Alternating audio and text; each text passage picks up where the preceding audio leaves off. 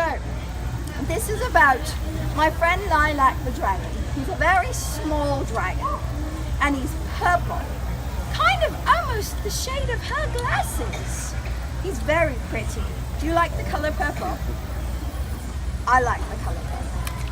So, he's a very small and very purple dragon. And he doesn't have very big wings, so he can't fly very high. And he doesn't have, you know, great big fire-breathing skills. No, he's not that kind of dragon. What he does do very well is he smells flowers. I know it sounds kind of a weird talent to have, but what he does is he can step into a forest and go, oh, the honeysuckles have come into bloom, or oh no, the ivy has gotten sick, and he can save flowers that way. So one day he was being bullied, and that's not very fun. When people pick on you, it's not very fun, is it? Well, the big dragons were picking on him. You don't know how to do anything. Well, yes I do. I'm going to have a special competition to prove it. And so he has this special competition set up. And he says, well, what can I do? He talks to his friends, the fairies, and the fairies agree to have a great flower smelling competition. So what they do is they take a big bell jar and they put it over a thing of flowers so you can't smell it beforehand. And they cover the bell jar and they let you take a quick sniff.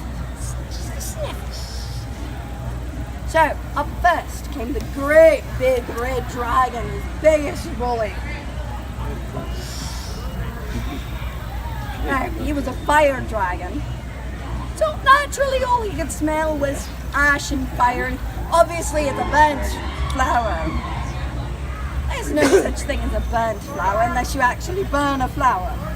So naturally, no, not quite. Fairies giggle. And then there was sulfur.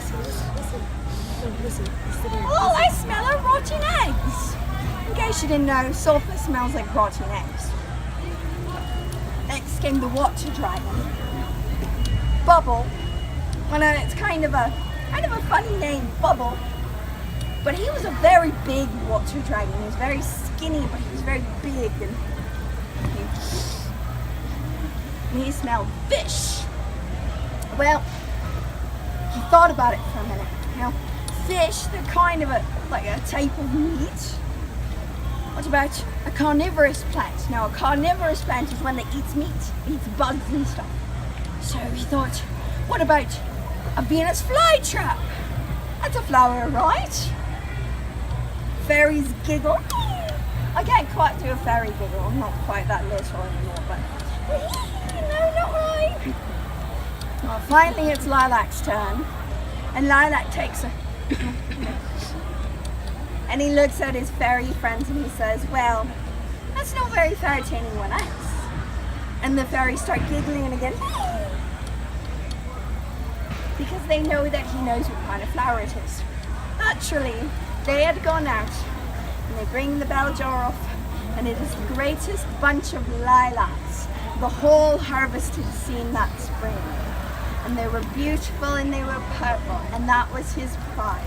He made a special hat out of it, and he wore the flowers like a hat. And he was a very happy dragon that day indeed, and all of the rest of the dragons stopped picking on him for that. And that is why you should never pick on someone because they don't have the same talents